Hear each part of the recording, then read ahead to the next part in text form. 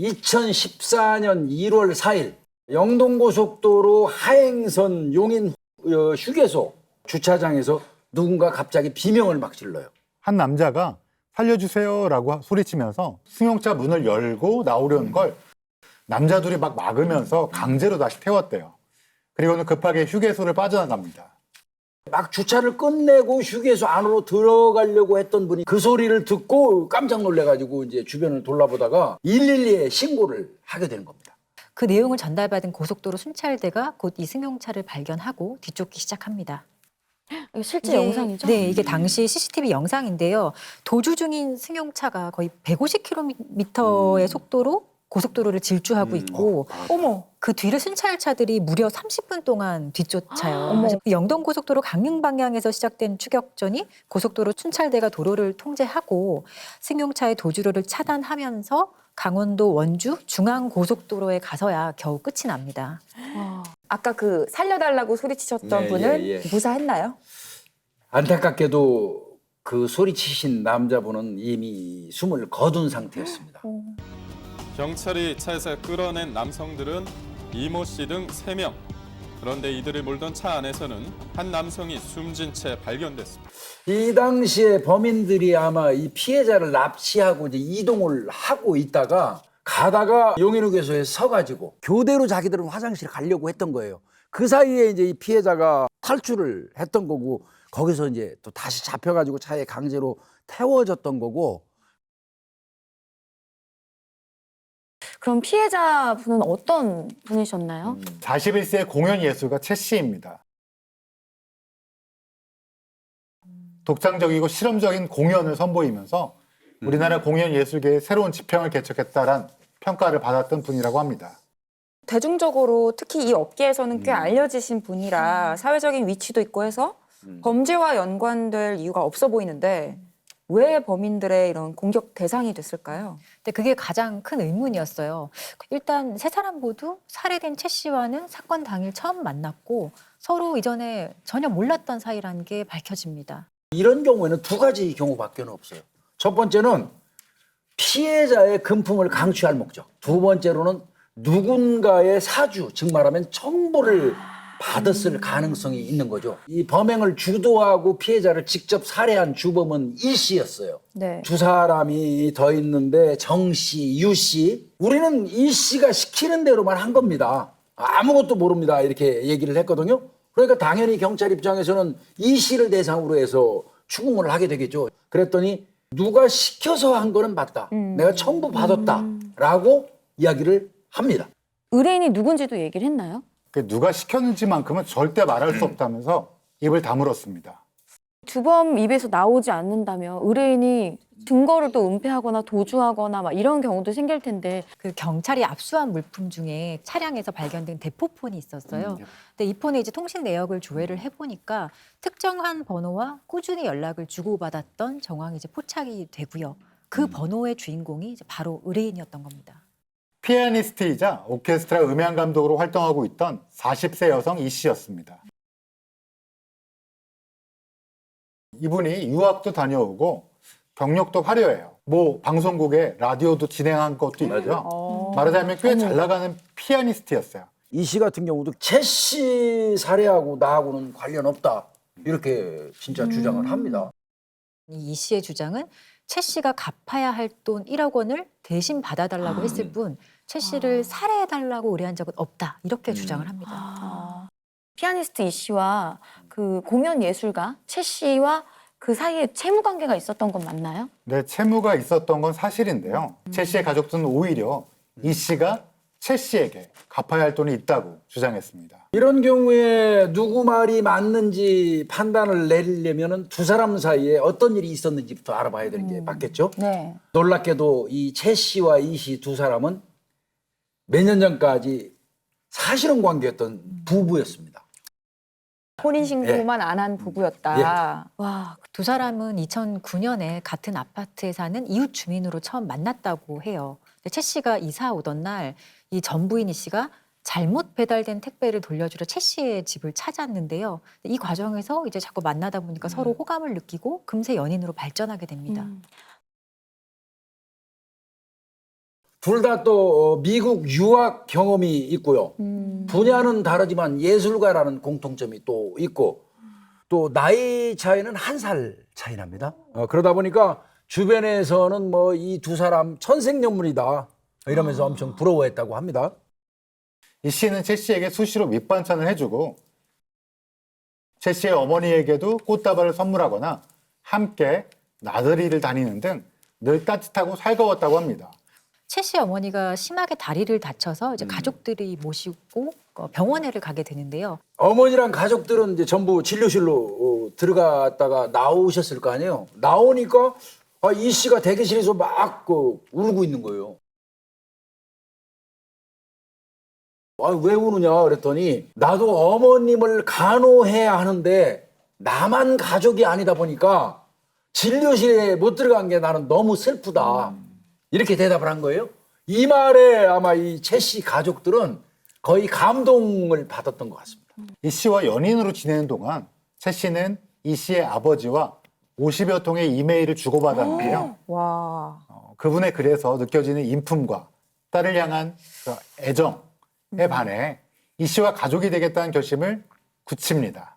그래서 2009년 만났던 두 사람은 이듬해 2010년 결혼식을 올리고 신혼생활을 시작했습니다. 이야, 드디어 부부가 됐네요. 되게 네. 행복해 보이고 네. 진심으로 사랑하는 모습처럼 보이거든요. 결혼 후에 이 씨가 좀 돌변합니다. 결혼 4개월 만에 집을 나가버리거든요. 아내가요? 네, 아내가 집을 나갑니다. 이 씨 같은 경우가 결혼 전부터 만나오던 내연남하고 동거를 하고 있었어요. 최 씨한테는 나 일이 바빠가지고 집에 들어올 시간 없다 이렇게 둘러대고 내연남 집에서 동거 생활하고 있었던 겁니다. 와.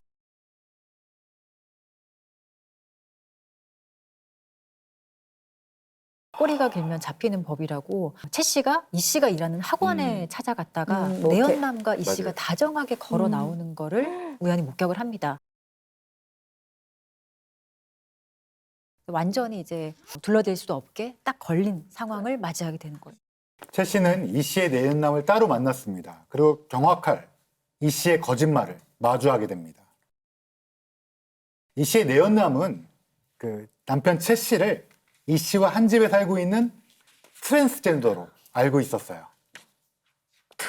그게 무슨 트랜스젠더요? 이 씨가 내연남에게 최 씨와의 결혼 생활을 감추려고 처음에는 여자 룸메이트와 살고 있다 이렇게 얘기를 하거든요. 싱글인 것처럼 네. 하려고. 근데 내연남이 우연히 최 씨 사진을 보게 되는데 이거 여자가 아니라 남자 아니야? 이렇게 좀 다그치자 최 씨는 성전환 수술을 받은 트랜스젠더다. 이렇게 속입니다. 내연남도 실제로 최 씨를 직접 만나기 전까지는 이 거짓말을 사실 그대로 믿었던 거예요. 근데 이제 맞아요. 최 씨를 직접 만나니까 이 씨가 했던 말이 거짓말이었구나라는 거를 이제 그제서야 알게 된 겁니다. 사실은 이 씨 같은 경우는요, 이최 씨한테 이 거짓말한 거, 이제 이른바 뒤통수 친 게 이번이 처음이 아니에요. 결혼식 올리기 3일 전에 최 씨한테 사실은 나 미국에서 결혼해가지고 아이 낳았었다. 이거를 털어놔요. 아우, 3일 전에. 3일 전에. 그런데 이분 최 씨는 말없이 이 씨의 이혼을 덮어줬다고 합니다. 미국에 있는 아이의 양육비도 보태줬고요. 최 씨의 가족들은 나중에 최 씨가 사망한 후에야 이런 사실을 알게 됐다고 합니다. 결혼 전에 이 씨가 이 최 씨한테 뭐라고 얘기했냐면 우리 아버지는 외교관이고 우리 어머니는 아나운서 출신이다. 부모님은 샌프란시스코의 대저택에 거주하고 계시고 재력도 많고 뭐 사회적으로 지위도 상당히 이제 막강하다 이런 걸 슬슬 과시를 했고요. 전체가 다 거짓말입니다. 사실상 이 씨 아버지 같은 경우는 대전에서 거주하고 있었고 외교관도 아니에요. 어머니 같은 경우는 이제 간암 투병 중이기 때문에 뭐 결혼식에 못 온다 이렇게 얘기를 했었는데 사실은 그게 아니고요. 미국에서 이 씨가 난 아이 키우고 계셨던 겁니다. 사실 최 씨가 이 씨와 결혼을 결심했던 결정적인 이유가 아까 미래 장인과 이메일 주고받는 게 굉장하다고 그랬잖아요. 이건 진짜겠죠. 근데 알고 보니까 그것도 이 씨가 쓴 그러니까 자작 메일이었다고 합니다.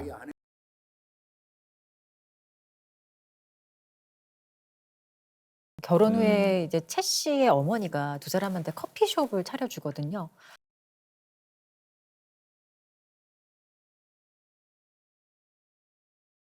이 씨 말로는 손님이 없어서 커피숍이 적자가 심하다 이렇게 얘기했는데 알아봤더니 그 이 씨가 이 커피숍 운영 자금을 엉뚱한 데 쓰고 있었고 그 커피 원두값도 밀린 금액이 7천만 원 정도나 됐다고 합니다. 더 기가 막힌 게 있습니다. 이 씨가 내연남의 아이를 그 임신했다가 낙태를 하게 돼요. 그랬는데 채 씨 몰래 시어머니한테 내려가가지고 나 당신 아들하고 못 살겠다. 너무 힘들다 보니까 내가 낙태까지 했다. 무슨 소리예요? 이렇게. 그러니까 시어머니 입장에서는 내 아들이 얼마나 지 아내한테 잘못했으면 애가 낙태까지 해. 그러니까 안쓰럽잖아요. 그러니까 돈을 줘서 보낸 모양입니다. 그런 방법까지 동원하곤 했어요. 가장 괴로웠던 것은 끊임없이 지속된 이 씨의 불륜 행각.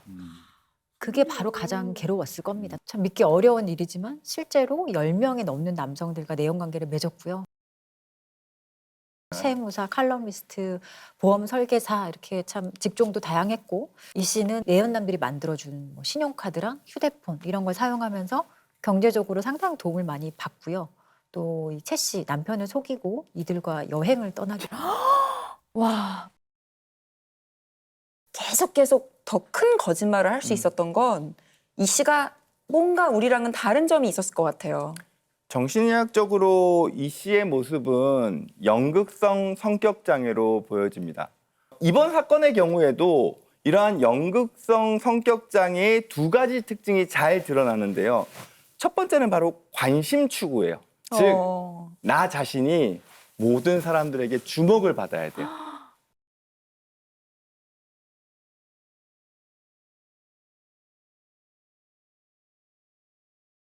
두 번째는 조종입니다.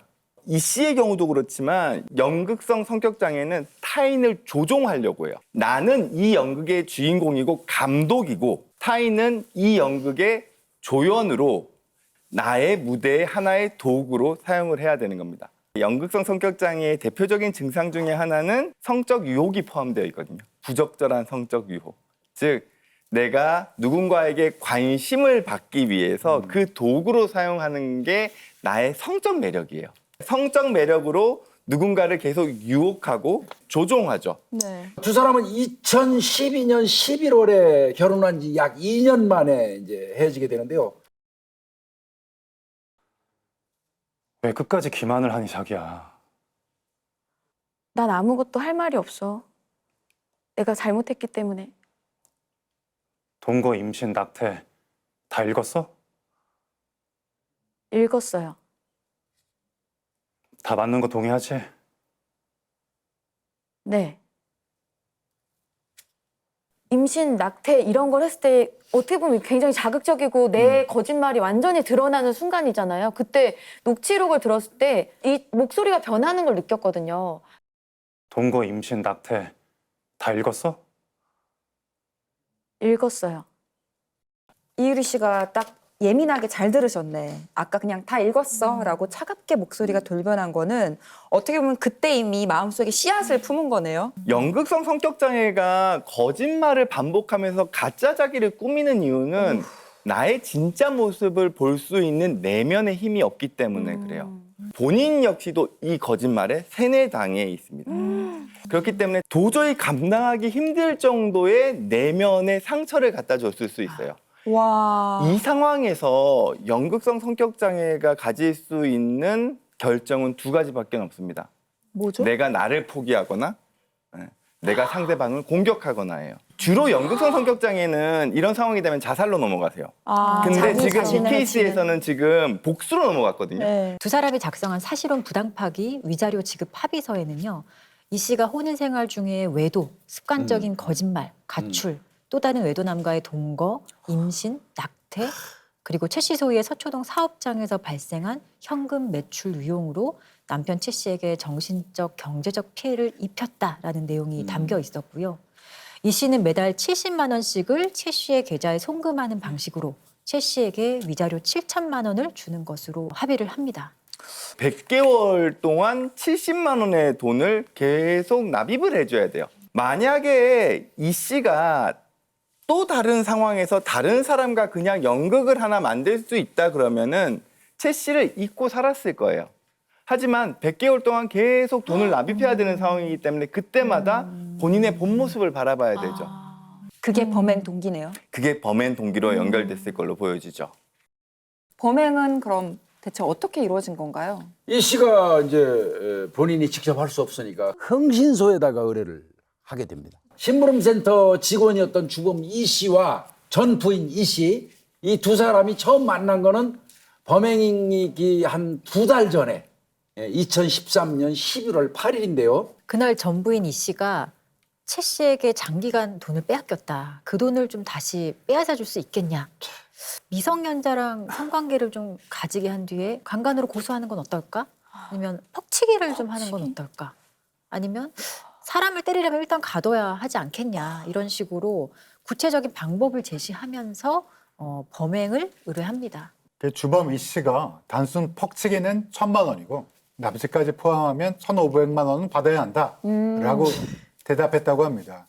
그런데 이제 전 부인 이 씨가 그걸 듣고 망설이게 돼요. 왜 그러냐면 미국에 있는 아이한테 양육비도 보내고 있는 상태였었고 70만 원씩 계속 송금을 해야 되잖아요. 네. 그런 상황에서 그 1,000만 원이 넘는 돈을 당장 어디서 구할 수 있겠어요. 네. 그래서 이제 주범 그 이 씨한테 최 씨의 은행 통장에는 5억 원이 있다. 내가 성공보수 비용 줄 돈은 없다. 나는 그냥 그 받을 돈 1억만 나한테 주면 되고 나머지는 알아서 해라. 이런 식으로 그 꼬인 거죠. 이때부터 일사천리죠. 주범 이 씨가 자기가 범행했을 그 차량을 지인한테 빌리고 범행 도구도 마련하기 시작하고 공범 정 씨와 유 씨는 주범 이 씨가 유흥업소 영업 상무로 일할 때 알게 된 사이인데요. 일단 50만 원을 주고 채무를 변제해 주겠다는 조건으로 이 범행에 동참하게 되었습니다. 전부인 이 씨는 범행 시나리오를 함께 짜고 납치 장소로 쓸 카페를 물색하면서 이제 범행을 사실 적극적으로 모의합니다. 전 부인 이 씨의 시나리오에 따라서 주범 이 씨가 최 씨에게 보낸 메시지인데요. 영화사에서 일하는 지인이 교수님을 천재라고 소개했다. 10억 원대 규모의 예술 영화를 제작 준비 중인데 교수님을 그 미디어 감독으로 모시고 싶다. 이렇게 얘기하면서 만날 약속을 정합니다. 그날이 1월 4일이었던 겁니다. 범인들은 영화사 이사님이 교수님을 만나고 싶어 한다. 지금 사무실에서 기다리고 계신다. 이렇게 얘기하면서 이제 최 씨를 범행 차량으로 유인합니다. 범인들은 승용차 뒷좌석에 최 씨를 먼저 태우고 주범 이 씨와 정 씨가 최 씨의 양옆으로 앉아요. 그 순간 바로 흉기를 들이밀면서 여자한테 잘못한 거 있죠? 이렇게 했던 거죠.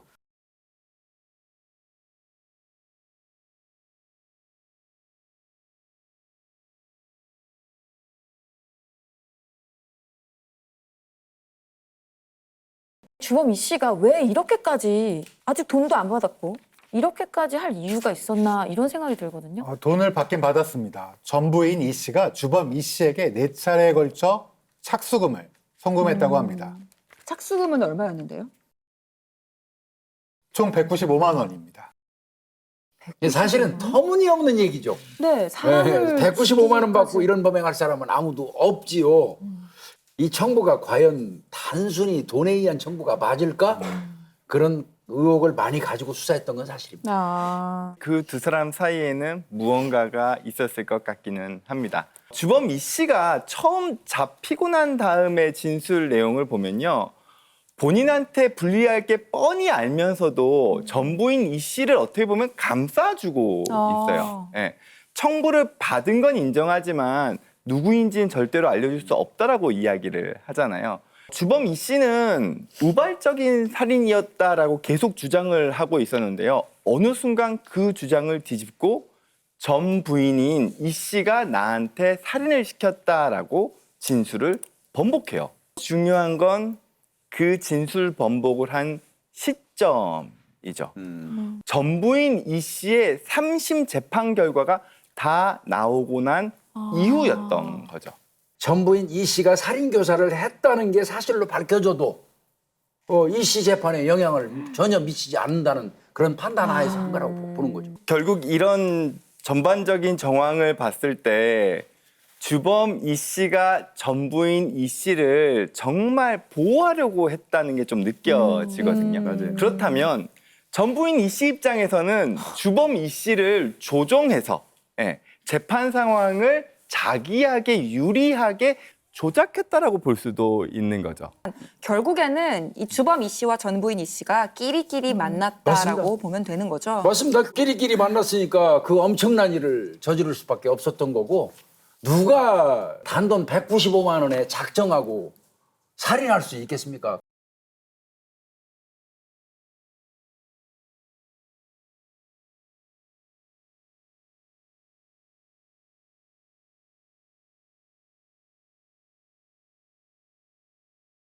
죽이는 상황까지 발생하지 않겠냐 이렇게 했을 때 이 전부인 이 씨의 반응이 사실 참 핵심인데 이렇게 얘기를 해요. 그렇게 되면 어쩔 수 없죠.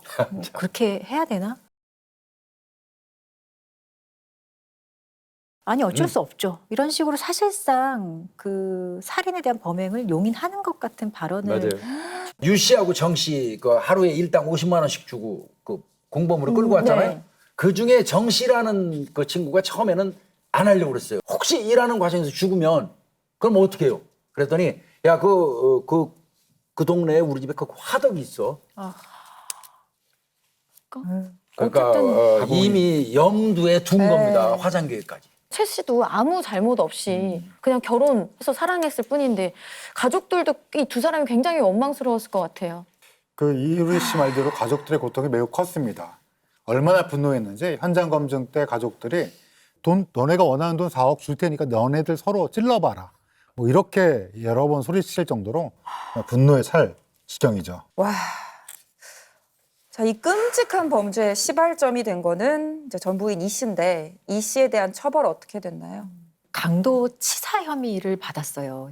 이 전부인 이 씨가 사실상 이 범행 전반의 근본적인 책임을 져야 될 주체다. 근데 전혀 반성의 기미를 보이지 않고 자신의 범행을 더 부인하고 있다. 그래서 선고형을 조금 더 늘린 거고요. 대법원에서도 이대로 확정이 됐습니다. 13년형이 선고됐기 때문에 사실 4년 뒤에 이 씨는 출소해요. 2027년에 출소를 하는 걸로 되어 있습니다. 저도 이 처벌 수준이 과연 적당한가 모르겠거든요.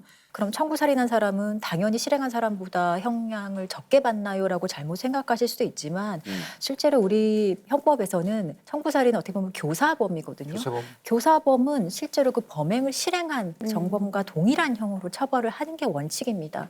그래서 청부살인하고 나는 아무런 범행에 가담하지 않거나 실행하지 않았다고 하더라도 교사범도 같은 죄책을 진다라는 거는 꼭 말씀을 드리고 싶어요. 이 경우에서는 지금 그 교사를 받은 사람이 숨겨졌으니까 이렇게 된 네. 거잖아요.